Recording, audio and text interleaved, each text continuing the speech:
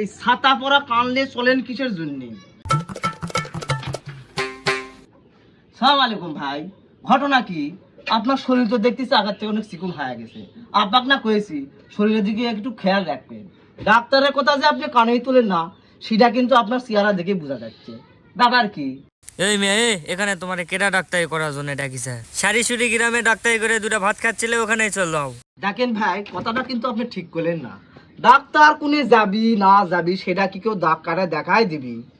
শোনেন, জেনে রুগী সেনে ডাক্তার, জেনে ডাক্তার সেনে রুগী, কথাটা আপনার বোঝা লাগবে না।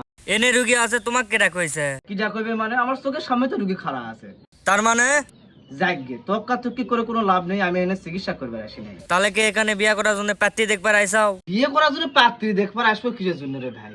ওই বিয়ে সংক্রান্ত একটা তথ্য মানে একটা কথা কবার জন্য আমি আইছি। মন নান কোনে? বিয়ের কথা আমার কাছেই কও। কি কথা? না না না, আপনার কাছে কব কিসের জন্য? মন্নানের কাছেই কই। মন্নান কোনে? মন্নান দেখ ভাই, কথাটা আমার কাছেই কও, কোনো ভেজাল করিস না। মগা সর্দার কি বিয়ের জন্য রাজি হয়ে গিয়েছে? আরে ভাই, উল্টা পাল্টা কথা করছেন কিসের জন্য? বিয়া কি ওই মগা সর্দার করবি না শিপালি করবি? মন্নান কোনে? এ ভাই কোনা কোনা কোনা। আপনার ইচ্ছাটা দেখে মনে হয় যে আপনার কথাটা কই, কিন্তু কথাটা কওয়া ঠিক হবে কিনা তারপরেও করছি। কান্ডাই গান, এই ছাতা পরা কানলে চলেন কিসের জন্য? গন্ধ ইটা দেখি, ইটার অবস্থা তাও একটু ঠিক আছে। শুনেন,